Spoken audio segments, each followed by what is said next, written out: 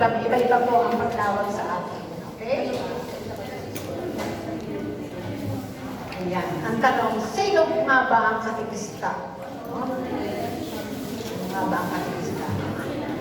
Ano ang pangunahing gawain ng katikista? Ang kanyang gampanin. Kayo po, sa makakakalalig ng sesyon, ano po ang inyong isasagot dito? Ano ba ang ating kampanin? Di ba? Sinususunod. Ano ba ang kampanin natin? Tingnan sa katikista. Magturo. Sabi ng isang pare, mga katitis. Ano ang pangunahing gawain ng katikista? Turo ba? Turo? Ayaw? Ano sa mga sister? Magdasal. Oo, yun po ang pangunahing gawain. At yung kung ating pagtuturo ay bunga ng ating pagdasal. Yun. Kaya kung ang katikista po ay hindi nagdarasal, hindi makatulog. So, magdasal. Yun po ang pangunahing gawain. Nakaputol na eh. Diba? So, mula sa salitang Griego, na ibig sabihin ay tayo ay ano? Echo. O alinaw-naw. Di po ba pag tayo sabi, mga sound, yung microphone, malakas ang echo. No? Hello, hello, hello. Inuulit, diba? Yun ang echo. So tayo yung alinaw-naw. Ang katikista ay alinaw-naw ni Kristo. Paulit-ulit na magbabahagi ng mabuting balita na walang ibang kundi si Jesus, no? So yun, tayo po yung alinaw-naw. Ikaw mga balita, Marquez, no? So tayo po ang ating maalinaw-naw, kaya be careful, okay? Ang katikista, tulad din ng mga apostol, ay hindi namimili ng ministeryo, kundi sila ay tinawag ng Diyos sa ganitong gawain at bukasyon. So, hindi namimili. Kaya pag-uwi po ninyo sa inyong mga PCM o Paris Catechetical Commission o Ministry, ang nagbigay ng assignment, pwede pa ko sa grade 6 na lang. Ayaw ko ng grade 1.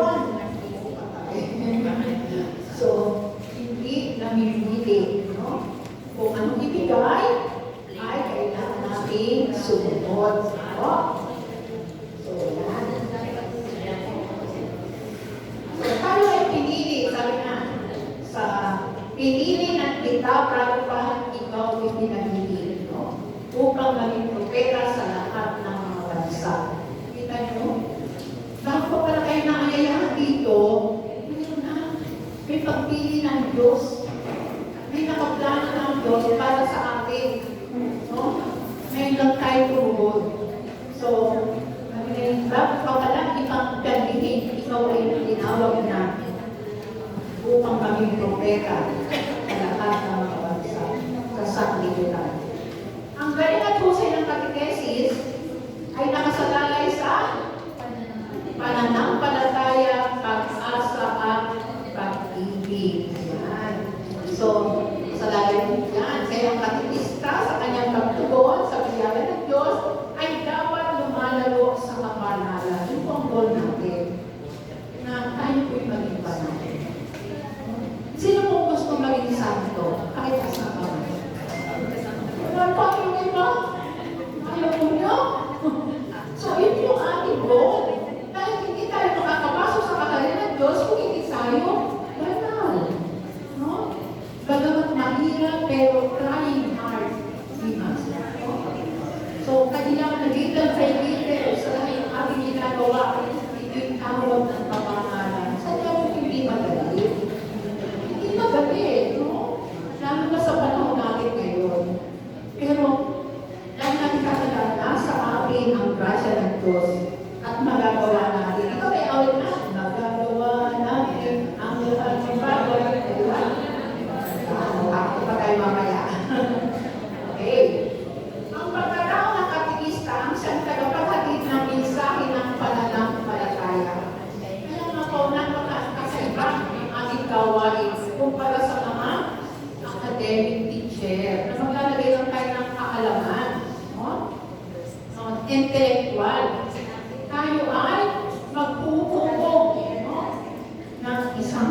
tao. Dapat siya tumatanggap at nagpapalaganap ng katotohanan sa iba. Nagpapalaganap ng mabuting balita tungkol kay Jesus. Kaya, doon sa ating mga inaral ng mga input, dapat ang isang katekista ay kilala si Jesus. Sino ba si Jesus para sa atin? Hindi pa iba tayong pagkakilala. Diba? Pinanong sa ating Panginoon, sino ba ako para sa inyo? Ano ba sagutin mo? Magkakapagkita. So, what the others? May kanya-kanya po tayong pagkakilala sa ating Panginoon Jesus. Hindi naman bilang tagapagligtas. Paano sila dakilang magagamot para sa inyo? Hindi siya good provider para sa inyo. Iba-iba ang ating pagkakilala at ang sabi niya, pagkalat ka kung aming pagkakilala mo sa ating Panginoon. Okay? Meron tayong patuloy na paglago sa pagkilala kay Jesucristo at sumasa kanya ang banal na Espiritu. At ang sa atin naman po yun, tayo po ay yakan. No? Sumaatin ang Espiritu Santo, hindi na nawawala. Ay wala, baka natakluban. Kapag ibang Espiritu, no? Baka Espiritu ng mundo. No? So dahil maraming Espiritu, no? At may masama Espiritu. Okay? So nakatira sa kanyang, ang banal na Espiritu nakatira sa kanyang puso, handang labanan at gapiin ang hamon ng mundo. Ang lalo pang maging katulad ni Kristo. Ang lakas po ng hamon ng mundo sa panahon natin ngayon. Bibigyan ko kayo ng sakto. Nung panahon na ako maliit pa, hindi ako meron ng kape. Bakit? Kasi lola ko, yung lagaan ng kape, barako, eh maraming kong dumi sa paligid. So, tawag ko lahat. Pero ngayon, ang dami klase ng kape, di ba? Lalo na may Starbucks. O, di ba? May T1, may marshmallow, etc. May burger, may maraming. So, instant. Nung panahon ko maliit pa, pag magsisika ng aming nanay, kami nung amang ko ay mamumuha, dala-dala yung pagsukit, mamumuha kami ng bunga ng sampalo, ilalala, pinapanood ko yun kasi ako po panganay. At linigisin na gano'n, sasalain, kumuli yung atas, pinapasin. Ngayon, paano magsika? Sinika ng sampalo, sinasama pang gabi, di ba? Instant. Ngayon, hindi na lang yung pinutin ng TV. Bakit? Remote. Remote na rin. Electric fan, patitrahin yung water, nakaroon. Diba? So, pinadali. Hindi na ngayon magbawalaw ng labahin kasi automatic na. Kaya ipinasalo sa akin ang washing machine, ang makata, na kailangan mo pa magbabalaw. Kasi ang kanila, automatic na. Diba? Pinadali. Yan po ang tukso sa akin. Hindi po masama ang makapagong teknolohiya, ang pag-unlad ng mundo. Kasama po yan, no? Ang pag-unlad ay kasama po kapag ang talino ay galing sa Diyos. Nakalimbento na Panginoon. Pero yan po ang ginagamit ng diablo upang alisin sa akin yung salitang sakripisyo.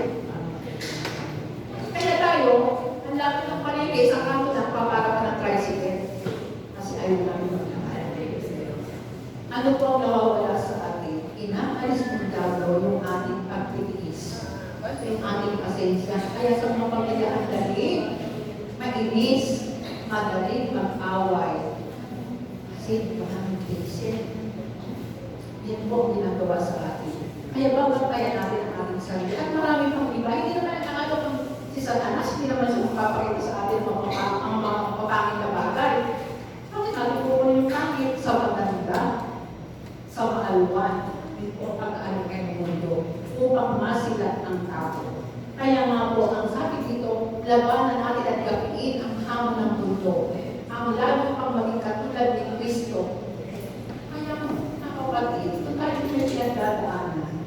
Baka hindi pa naman tayo mamatay, hindi pa naman tayo pinapako sa ulos. Kasama ko talaga yan. Lahat may problema. At na maging kaibista ka, hindi ka accepted sa problema. Mayroon pa mga dadating, hindi ko pwede tako, pero may mga dadating. Ang maganda nito, asama natin si Kristo. lagi ko itong sinishare, ay magagawa ng Diyos na hindi kayang gawin ng tao. Pakawasan ko rin yan. Amen? Okay. So, ang proseso ito ay nangangailangan ang katikista ay tumutubon sa pagtawag ng banal na espiritu sa kanyang pagsisiyasa at pagsusuri sa kanilang isip, salita at gawa na nakaugnay sa banal na salita ng Diyos. Ang mga katikista po ba na narito ay meron ng Biblia? Yes. Salamat naman po, no? Kasi kailangan natin yan, ang salita ng Diyos, no? Lalo na ngayon, ang dami nilaalam ngayon sa social media ng mga kwento na pag binasa mo na yung putol, kumbaga, kahit napakakabot ng oras, sa pakalutong ito, pero sa halin na abalahin natin ang ating isip sa pagpapasa ng mga ito, andyan ang salita ng Diyos. Ang mga totoong pangyayari na pwede po natin pangkawakan. Kung kaya sila, ang yung mga nangyayari ngayon, yung dati nangyari na, lagi may pagkasa sa pagkakasama natin ng si Kristo. Okay? So, patuloy na nagbabasa, nag-aaral ng salita ng Diyos. Continue po ang pag-aaral. Pinaglililayan at nagiging bahagi na ng ating sistema o pag-iral. Sabi nga po ay, pag lagi natin ginagawa, makakasanayan na natin.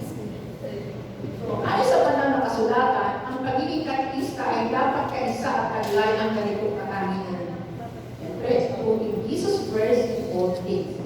Diba? Sabi nga po ni Jesus, kung ibig man sumunod sa akin, limutin niya ang kanyang sarili. No? Pasanin ang kanyang at sumunod sa akin. So,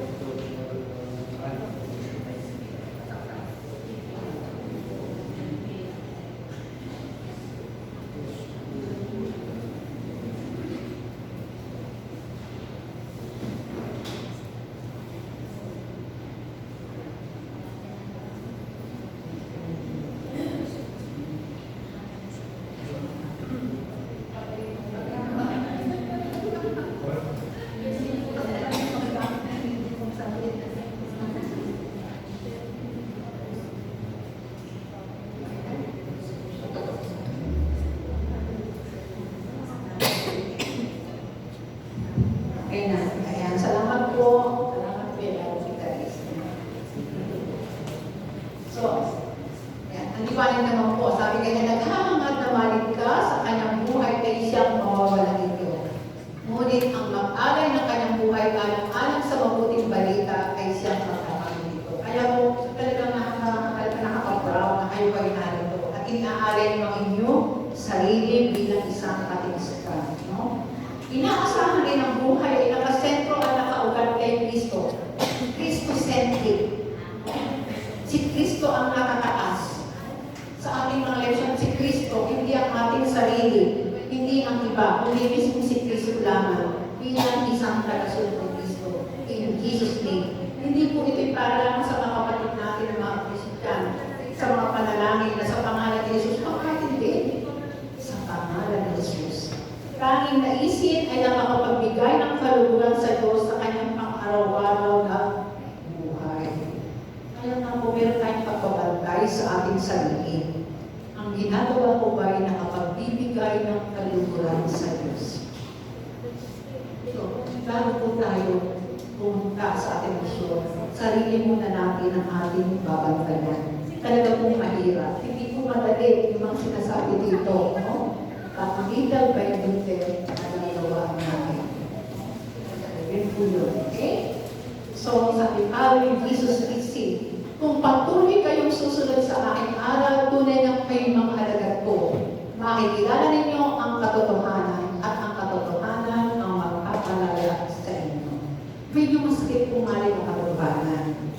Pero yun naman po magpapalaya sa akin. Kaya nga po yung iba nasasaktan kapag sila yung makakarinig ng mga humilya, ng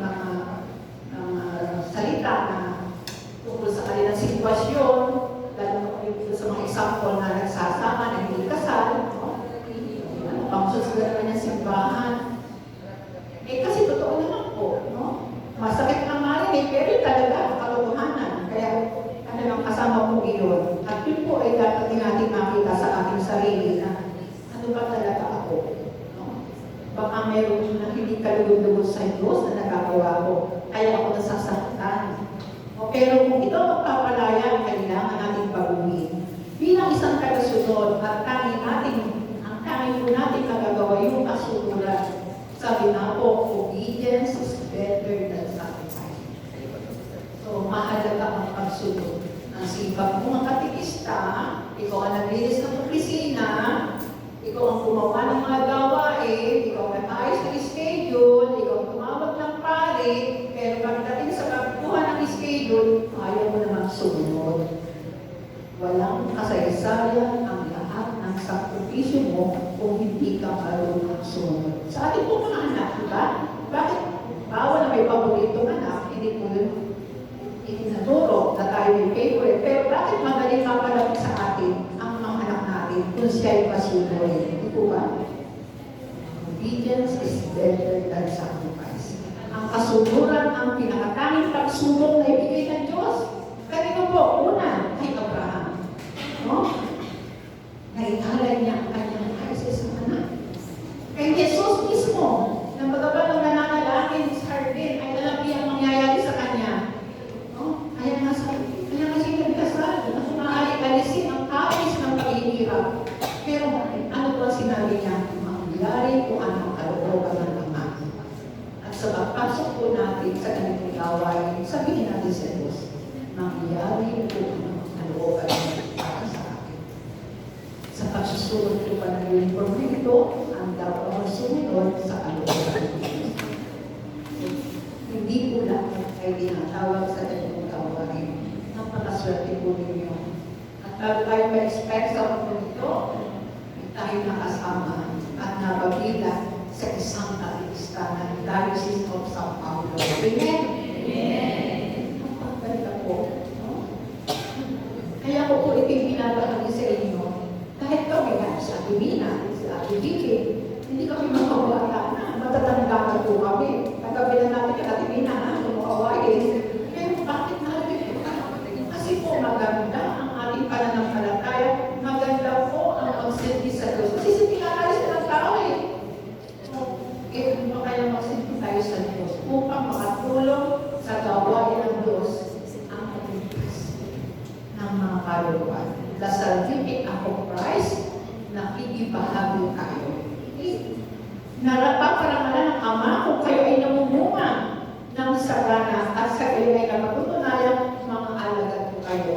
Mahalin nyo, after 1 year, meron kayo papasok sa formation. Kasi aahawa na kayo. Ito, mga batang ito, no? Mahalin nyo, sa susunod na basic information, ay nakakilakay na kayo at hindi lang isa, kundi dalawa. Namunga na. No? Nakapagdala na ng mga dagdag na katikista ng ating diocese. Okay? Kaya bilang katikista, ang tanging natin gawain ay sumunod kay Kristo sa kanyang bilang isang dakilang guro. Sa pagsunod na ito, ang lahat ng pagpapagal ay bibiyayaan ng bunga sa pamamagitan ng banal na Espiritu. Kahit hindi ko na rin makita ang bunga dito sa mundo nito, iipon tayo ng kayamanan sa langit. Kahit man lang yung maliliit natin doon, ay magiging sa malog lang, papunta doon. Malay nyo, mansion ang kay Atimina, doon sa langit. O diba? Sa pagsunod sa Panginoon, sapagkat sa kanyang landas, ang ating buhay patuloy na nababago. Tayo po mismo nagkakaroon ng conversion, metanoia, conversion of heart. No? Ano pong napansin nyo sa ilang session na nangyari sa inyo? May pagbabago po ba? O meron dapat, no? Sister, hindi na ako magagalit din. Pero patawad ko na yung aking kapitbahay. Okay lang, hindi na ako gaano nasasaktan kahit ako ay lumusgan. May pagbabago, may conversion. Sa pagsunod sa Panginoon, sapagkat sa kanyang landas, ang ating buhay ay patuloy na nababago at magsisimula ito sa ating puso at magbubunsod sa ating patuloy na mag-impod, magmahal. May bago na tayong pag-iisip, pagsasalita at pag-ilos. Hindi na tayo tulad ng dati. At hindi naman po nagbabago sa isang bigla. So, nung po ako'y 20 years old, kaya ko rin pumatay ng hipag. Pag ako'y nagagit, diba? Siyempre, ay pag inaaway ko ako, kapag inaaway ako, natatalo. Kaya sa kasimpulan, ako'y from Quezon Province. Mercado. So, ang pagbabago nagmula sa kalooban ng pinangyayari ng banal na Espiritu. Ang pagbabago ito ay hindi natin magagawa kung wala ang Espiritu Santo. Ito pinasabi ko na kanina. Totoo po iyon. Wala tayong magagawa kung hindi sa tulong ng Espiritu Santo. Ang Espiritu Santo ang tumutulong na tayong maging banal, na tayong maging mabuti, na magawa na magkaroon tayo ng mga virtues, hindi mo nabibigyan. Kahit marami tayong pera. Ito'y pusang ibinibigay ng grasya ng Diyos. Kung paano ka naging pasensyoso, mapagpakawa ng Espiritu na ibigay sa iyo ng Diyos. For that, thanks be to God. To God be the glory. Okay? Amen. Now for others, no? Isang bagong utos ang ibinibigay ko sa inyo, mag-ibigan kayo. Kung paano iniibig ko kayo, kayo din naman, mag-ibigan kayo. Kung kayo mag-iibigan, makikilala ng lahat na kayo'y mga alagad ko. Kaya, sana, kung kapigis ka, walang away-away. Ay magkakaaway sa isang ministry. Wala namang pinaparting lupa. Wala nagkakilala. Isang pinero ba pinag-aawayan ito? Kayo ba'y magkaparting ng lupa? O, hindi naman. Pinag-aawayan. Kasi yung isa ay sip-sip kay Father. No? Ayun. At pagkatikista, pagkatikista lang, hindi ka sundo ang Mother Butler, hindi ka sundo ang RCF, ipagkatikista na kami. Hindi pwede ka nun. Tayo mismo ang buwalan at kakitaan na tayo ay nag-iibigan. Nakasundo at mamahalan. Sasabihin, ay tingnan yung mga katikista niyan. Oh, lagi silang masaya. Nagsama-sama pa sa kasuswimming eh. Eh, puro naman bilbil. Diba? Oh. So, yun. Ay, mabuting halimbawa para sa nakilala. Sasabihin ng makita, uy, sumama ka na kalala. Sa mga kakikis ka, magaling pa yan. Yan lang ang ordinance sa Jesus sa simbahan. Hindi ang mga ismosa. At hindi na mga sinisiraan ng pari. Diba? So, kahit ka sumama. Ang ganda nun. Eh, pagsasabihin, naku, kasasama niya, na nakaway ni Padre. Yosef, yung malaki responsibilidad ng Padre. Kapag inaayusin na nag-aaway-away ng katikista, di po ba? So, yun. So, yun ang gusto ni Jesus, mag-ibigan kayo. Kapag kung kayo mag-iibigan, makikita ng mga lahat na kayo'y mga alagad ko. Making disciple of others. Ibinigay na sa akin ang lahat. Pumayo kayo. Kapangyarihan sa langit at lupa. Kaya pumayo kayo at gawin yung alagad ko ng lahat ng mga bansa. So, Matthew chapter 28, the last chapter of the Gospel of St. Matthew. Pumayo kayo. Bautismuhan niyo sila sa ngalan ng Ama at ng Anak at ng Espiritu Santo. Isinilang ang Kristyanismo, our faith, the Trinitarian faith life. Ano yun? Naniniwala tayo sa Ama, sa Anak at sa Espiritu Santo. Ano sa our faith? Pagkatigis ka, ano mo ang iyong faith? Ano ba ulit mayroon ng mga Katoliko Kristiyano? We have the Trinitarian faith. Sapagkat ang mga kapatid natin, Iglesia ni Cristo, they are Unitarian. Naniniwala na sila sa Diyos Ama. Bagang ginagamit nila si Jesus, si Cristo, ang pantay lang ng kanilang founder, prophet. Ang mga kapatid natin Muslim, they are also Unitarian. Sa kanila, si Allah. They are still waiting for the Savior. Pero mapalad tayo. Sabi nga sa Biblia, mapalad ang naniniwala kahit hindi nakikita. Hindi dito isinihan si Jesus, pero tayo naniniwala na si Jesus ay tagapagligtas. Na si Jesus ay totoong Diyos at totoong tao. Na ibinigay na po yan sa inyo. The divine nature of Christ. The human and divine nature. So, ayan, nakakaswerte natin. And ilabuloy pa tayo, nung hindi pa ipapangaral ang Kristyanismo, we are the only one Catholic Christian congregation. Pero tuloy ang misyon. Kaya marami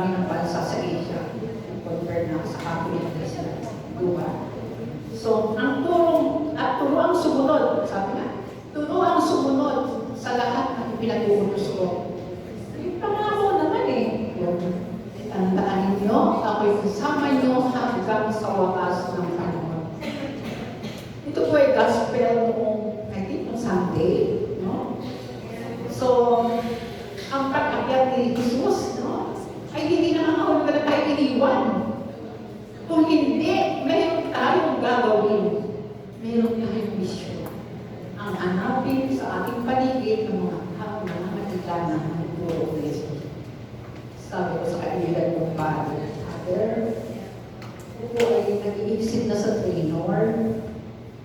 Kasi, una, nagpag-graduate ako ng 2 anak, pari kong PS Council. Hindi ko na po sasabihin yung mga trabaho kasi kailangan ko lang mataas ay si Jesus, hindi mga anak ko. Pero, wala silang time, naturuan ako sa PowerPoint. Eh, ako po ay nilibo po ako din eh. Kailangan ko malaki yung 2 yun. Lalo na pag hindi ko sariling gamit, hindi ko alam lulututin. Kaya sabi ko, hindi na ako makakagawa ng PowerPoint. Bigla ako natauhan sa sinabi ng Father sa kanyang homily. Sa pag-akyat ni Jesus, may mission na. At hindi lahat ay gumagalap sa mission kahit na ay binyagan. So, tinawag ka bilang artista, tuloy ang mission. Amen? Amen! Ituloy yung mission. At kayo rin, tuloy po ang mission. Walang mga papikot. We are echo of the word. No? Ano ang sabi sa National Director for the Thesis sa NBC na ang ating gawain ng pagtuturo tayo kabilang sa misyon ng simbahan. No? Nakikibahagi tayo sa trifold mission of Christ. So, ipalaganap ang kanyang salita na ang tanging layunin ay dalhin ang mga mananampalataya sa isang mas mula na pagkilala at pananampalataya kay Jesus. Ang kailangan natin gawin. Sapagkat, salamat, tayo po tinuturuan. Nakikilala natin, inubusan natin na kapag all the others. Kami nga pinag-uusap kanina, yung mga binibinyagan, yung mga magulang, rito lamang, hindi maliwanag sa kanila kahit itinuro na ng mga nagseseminar. Pero hindi ganap na maliwanag sa kanila kasi nakakunama. Nakapokus sa people thinking. Physically present but mentally absent kasi nasa mo, ang iniisip, ano yung handa? Luto na kaya yung minuto. Pero makina, ang iniisip, magkano ba yung pakipipin na rin eh? Diba? So yun. Kaya, saan ang turo? Kaya yun po ang hinihiling sa atin. Kampanya ito ay bahagi ng ating pagiging binyagan ay kabahagi sa misyon ni Kristo. Sabi nga, bilang hari, propeta, hari, that trifold mission of Christ. Nakikibahagi po tayo. At the heart of catechesis, we find a person. Sino yun? The person of Jesus of Nazareth. Naroon sa puso ng catechesis natin. Kung may mga modelo sa isang classroom, meron din pong catechetical model. Sa classroom, ang mga guro, they are imparting and gaining knowledge. But tayo mga katekista, we are initiating and deepening it. So, teacher, an expert who, marami dito teacher, ito ba? O yung mga guro tayo, pero totoo po, intellectual knowledge sa in-impart natin sa ating mga tinuturuan. But the catechist, the mentor, and learner shares the tradition and participates in church life. The learner is freed from root, but being the member of faith in the community. Teaching is studying and testing for mastery of content, but being catechist witness and learning through scripture stories, discussion, prayer, and liturgy. Kaya nga po, at the end, yung ating mga tinuruan bilang guro, kagraduate yan. Pero tayo bilang katekista, going more and more in faith and understanding. Ito ang ating layunin na mas lumalim pa ang kanilang pananampalataya. So, kaya po tayo nagkukupo ng isip, ng puso at ng buong pagkakao. At yung ginagawa ng mga lesson plan. Hindi lang tayo naglalagay ng katuruan, ng kaalaman. Kasi kung gano'n lang tayo, intellectualism. Hindi lang tayo basta nagkarasa. That is only fanaticism. No? Hindi lang tayo basta gumagawa. Activism yun. Kundi yung kabuuan mo. Yung mismo magkaroon ng total conversion ang bawat tao. Okay? Both models needs a leader who is competent, but the competency of the catechist begins with a willingness to share pain. Talaga po kailangan ko na ibahagi natin. And the requirement for the adult is the commitment to Eucharist and to the mission of service. So yun po ang pamahal natin sa Eucharistia. Kapag katikista tayo, kung kailan magmimisa na, saka tayo uuwi. Mahilo, di ba? So, bagamat hindi natin nakikita literal si Jesus, alam natin si Jesus ay namin sa misa. Kaya nung tayo aalis, kahapon sa amin, nakita ko may nagdumina ng mother, medyo Christian, mga devotees, no? Nagdumina sila. Pero nagulat ako, nung magsisimula ang misa, naglabas ng lahat. Gusto pumunta yun. Ay, umuwi na, kasi nakagdumina lang. Kaya mo din ang mas. Oo, pagpapipis ko. Ano yun? Pwesto na muli ko ba? Ayan. Kaya ang banal na kasulatan at lahat ng dokumentong kateketika ay nagpapaanyaya at nagpapahayag ng katekista ay may sapat na kaalaman sa kanyang pananampalataya at higit sa lahat ay isinasabuhay. Ito, gaya ng Mahal na Virgen. Pinapilito natin, si Mama Mary, no? Masakit, yun naman yun, ang isang nanay, kapag ang isang anak ay nasasaktan, masakit, nanay ako, no? Pero, sumunod ng Mahal na Virgen, kung anong kalooban nila. Kaya tinatawag tayo sa personal na pakikipag-ugnay sa ating nananalangin at pakikisa sa pagsamba ng komunidad. So, lalo na po sa inyo yung parokya. Kapag ka po yung lubinaryo ng fiesta, dapat po present kayo mga katekista. No? So, ngayong makikita na tagapagtaguyod ng inyong patron saint, nakikisa sa gawain, no? Makataguan at tapat sa paglilingkod. So, ang pagiging katekista ay hindi nakikita sa ating ginagawa lamang, kundi kung sino talaga tayo. Sabi, isang pari sa akin. Alam mo, sister, hindi ko kailangan lumapit sa akin at sabihin na ikaw ay si ganito. Ay nakikilala ko base sa inyong ginagawa. Kaya pag kayo nakita ng pari at nakita ang inyong magdag ginagawa, itatanong ng pari, sino yun? Yun po yung bagong katekista. Kasi makikilala tayo ng lubusan base sa ating ginagawa, kung sino tayo. So, at the heart of the catechetical ministry is a person, a catechist who waves that takes free of faith with faithfulness and passion until the real teacher comes again. Okay? So, yan. Yan po ito.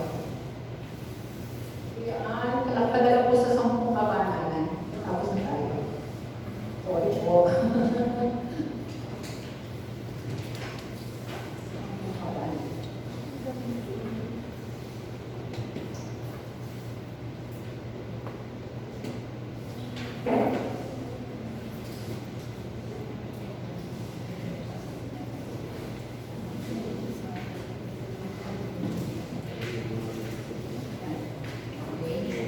Kaya po meron tayong tatandaan. Ano po? Ito pong 10 kabanalan ng isang katekista. Paglabas na dito, may ano na kayo sa ulo. Di ba? Di ba? So, 10 kabanalan ng katekista. Tandaan po nyo ito mabuti. Okay? So, yan. Kasama natin si Jesus. Nasa inyong gitna. Ako kayo nakaupo.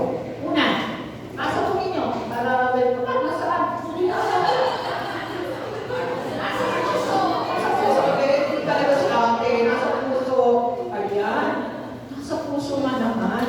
Jesus.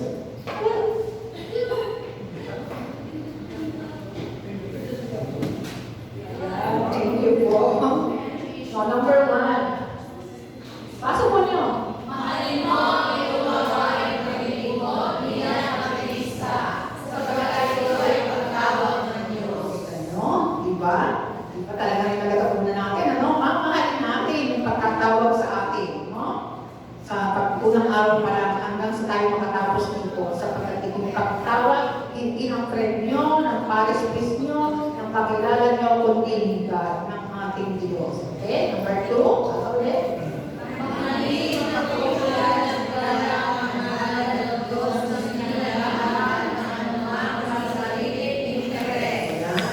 Siguro, ilan po sa atin ay nagtanong, ano ba kapag ako dito? May sweldo ba ito? Kasi yung kalimitan, pag pinaghahanap ng mga magkakatalista, tanong sa amin, ano ba sweldo mo dyan? No? So, totoo po, ano yung pinaranasan ko? Tinawag dito ako sa edad na 30. So, kasama ko yung papaaral ng mga anak. Ang tanong, ang sabi sa akin, ang pinsan ko, principal, hindi sapat na pagdala, kailangan nagkakal ng buhay. Ano nga pagkala mo dyan? Mahirap ang buhay ngayon. So, pinipili ako lang siya. So, sapagkat na ako'y manipulaw, una, kay St. Dennis, sumunod kay Cristo, at siyempre, una kay Angus. At si St. Dennis, meron siyang Cristo. Kaya dapat, sister ko may Cristo, dito at kayo. So, yun. So, kailangan ko na, hindi tayo nakahangat, ano bang kapalit nito? Ang ating kapalit ay pinangako sa atin ng Diyos ay the kingdom of God. At the end, di ba, hindi naman tayo nakikita eh. Ano sabi doon sa mga namamatay? So, makabila, ay, naniniwala tayo na there are life after death. May buhay sa kabila. Naniniwala tayo doon. So, kung hanggang tayo dito, na 65 ka, hanggang 70, hanggang 80, there's life after death. At yun ang pangako ng Diyos. Yun ang dahilan. Bakit pinadala si Jesus? Upang tayo ay muling buksan sa atin ang langit, upang makapasok tayo yung kasalanan ng langit dahil sa original sin ay muling mabuksan sa pamamagitan ng sakramento ng ating ibuhan ay binyagan. Si Jesus ang nagbukas para sa atin. Kaya po, wala dito kayamanan, ang doon sa kaharian ng Diyos, the kingdom of God. Magkaroon, aso dito.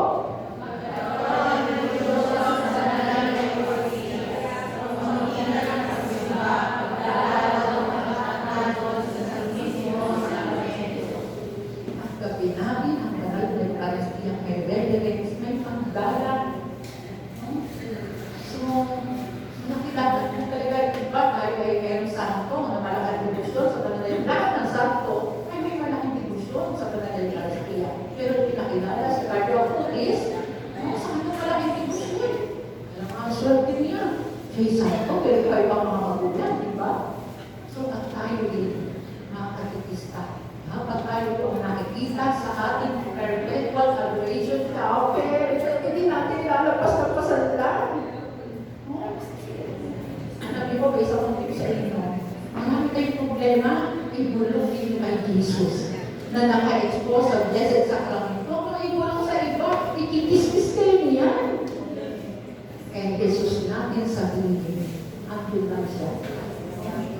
So, napakaganda po, pagkakatis ka, bago magpuro, may kakayanan, may malapit naman kayo sa simbahan, ay dumadama kayo sa Blessed Sacrament. Minadasal natin ang prayer ng Catholics. At pagbalik kayo, pasalamat sa Diyos. Nakaharap ulit ng banal na Eucharistia. Ay, siyempre, kung galing ko kayo sa simbahan, malayo na ng simbahan, kaya ano po yun ang Diyos, no? Pero kung lalong tayo sa simbahan, huwag natin labas ng pasan. Lahat po ng simbahan ay mayroon. Adoration chapel, tama po ba? Bisitahin natin si Jesus. Siguro, ang naroon ay artista. Baka may makikipagsiksika ng pagsigit. Kasi may artista sa loob.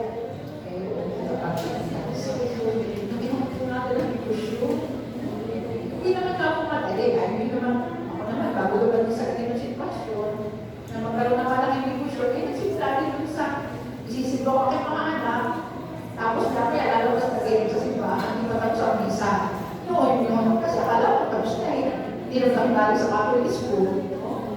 Kailangan na yung simbang gabi, pagkayo ng mga kamaming 15, tapos hindi ko sa pagkat at sa kesa yung nagpunugsuwa na kanililo ako. Sa dami ng tao, lalabas na kami. Okay na, hindi pala. Dapat marami ang ating debosyon sa banal na Eucharistia. Kaya po kami yung Holy Hour, napakasarap po noon, lalo na pag nagbibisyon ng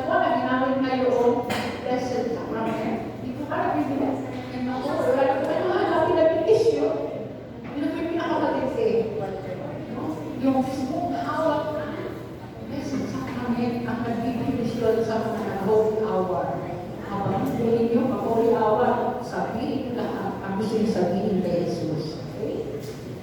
Yan, basa po ulit.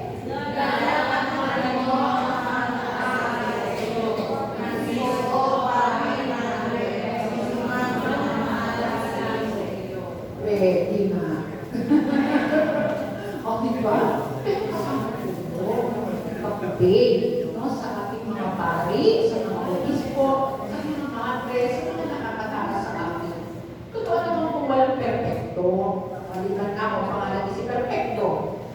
So, atin po na ngayon, ay may mga kasalanan hindi kagaya natin.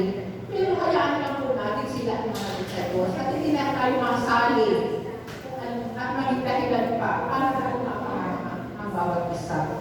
Kailangan natin matutong magkala. Mag-respect. Gusto natin tayo i-respeto, tayo po muna mag-respeto. Sabi mo ba, sister, tayo magpalitan. Mag-Diyos. So, natin ang palitan. So, nasagot natin. Hindi pa po tapos ang pastoral na gusto. Ito po inikilala kung ano pong mukha ang ating bawang parokya. At may patuloy na pag-aaral at pagpapalain upang may bahagi sa iba. Sabi nga kami ng sister, pag-usap kami, patuloy na mag-aaral, mag-aaral hanggang kaya. No? Mag-aaral, hindi ko sabi, matanda ako, mag-aaral. No? Kaya po kayo, tuloy-tuloy ang inyong, kayo may mga susunod pa, hindi ka naman, ito po basic information, pag tayo po ay nakapos na yun. So, kami mga nakatanda po tayo pag-aaral, kasama na ang mga aktivista, no? May mga pag-uubog, ongoing information, in-service training, mga input. No? So, bukas loob ka maglingkod ng hindi naghahanap ng kapalit. Pag-usapan natin kanina yan, ha? So, hindi po pare-pareho ang kalalagay ng bawat BCM. May mga BCM po na nakakapag-reverse ng pamasahe. May mga BCM na sinasagot ang lahi ng uniform. Pero hindi po natin makasama. Kung meron, salamat. Kung wala, ay mismo. Tayo na lang pupiliin kung gusto natin mangyari. At huwag kayo mag-alala. Diba? Balikin na po. Hindi lang po ito papel sa tayo. Sisignifica at maabaw pa. Nagiging may natoo. No? Sa ibang paraan. Okay? So, igalang at mahalin mo kayong kapag-atilista gaya ng iyong sarili. Alam na po natin yan, no? Na kailangan. Ang pagpamahal ko, kahit sa mga taong hindi pagmahal na mahal. Kahit sa mga taong hindi natin lubos na mamahalaan, kailangan natin silang mahalin. Ang ano nga po dito, tingnan natin ang ating kapwa, hindi yung kanyang kung sino siya, kundi yung kahit kung siya po ay may nagawang mali, yun ang nakita natin. Yung po ang kahit tayo magtanim ng galit. Kung may nagawa siyang mali, dahil mahina siya ng panong yun, pero may nagawa ang mali. Pero siya ay taong kawakis ng Diyos. At nasa kanya din si Kristo. At gano'n, medyo magdulog-dulog tayo, hindi tayo magtatanim ng galit sa aming kapwa. Ang silbing mabuting halimbawa at modelo sa Kristiyano sabi nga ay walk at tuto. Isang buhay natin. Kung ano yung ating ginagawa, sinasabi, itinuturo, yun ang ating gagawin. So, hindi pwedeng taliwas. Hindi pwedeng ang pwedeng ko sa school, pagdating sa bahay, pag nakapit pa, ang galing mong magmura. Ang galing mong magmura. Kaaway mo lahat ng kapit-bahay, pagdating naman sa simbahan, ang labi sa mga kasama mo sa ministry. Ito yun, okay yun, no? Hindi yun ang Kristiyanong pamumuhay. Number 9 ay maging magpagpakumbaba. Yan ang yung humility, no? Marami tayong makukuha magagandang pag-uugali kung tayo may mababang kalooban. Ang modelo natin ng humility ay ang mahal na Biblia at si Jesus mismo na mga Diyos bumaba sa lupa para bumantay sa atin. Sabi nga po sa science, the highest form of animal is man. Ibig sabihin, hindi magkalayo ang tao at hayop, pero si Jesus ay pumayag na tumita. Ang hayop. Ang pag-ibig, inianak sa sapsapan. Sa napakaping kalagayan. So, alam mo tayo ay may modelo ng pagiging pababa, mapagpakumbaba. Hindi ka luya, alam mo yung pride, no? Oo, sabi sa mga kaibigan, ayaw mong gumawa ng lesson plan. Kasi ako yung principal. Ito ako magkamali. May ganun pala niya sa katikista. Ayaw ko na. May gagawa ako ng lesson plan. Hindi na ako pumasok. Hindi ba? Ilalo na po noon, gawin ko may exam, 1 to 100. Sabi, may exam. Baka mamaya hindi ako makapasa o kayo magpapaparay. O baka mamaya yung walang alam, siya pa nakapo na mataas. Kaya ako principal, sabi na. So, no? So, maging mapagpakumbaba sa pagkatitig paraan upang maging banal. At last, isa buhay ang pagiging katikista. Alam ko 7-11. 24/7. Ito po yun. No? 24/7. Kasi, alam mo po, yung mga ginagawa natin, hindi ko alam, na-discuss ko ito yung Ate Mercy sa prayer. Yung lahat na ginagawa natin, pagluto, paglalaba, pagkakasama, pagkain sa bahay, yung ginagawa natin dahil ang ating intensyon ay sa ating pamilya at yung kaluguran ng Diyos, that is prayer. That is prayer. Oh. So, pagkakita natin ang hinigan, lahat ng ginagawa natin araw-araw, ito yung ginagawa natin para sa ikabubuti ng ating kapwa at ating ikababanan, that is yung pagsasabuhay 24/7. Ko at 10 kababayan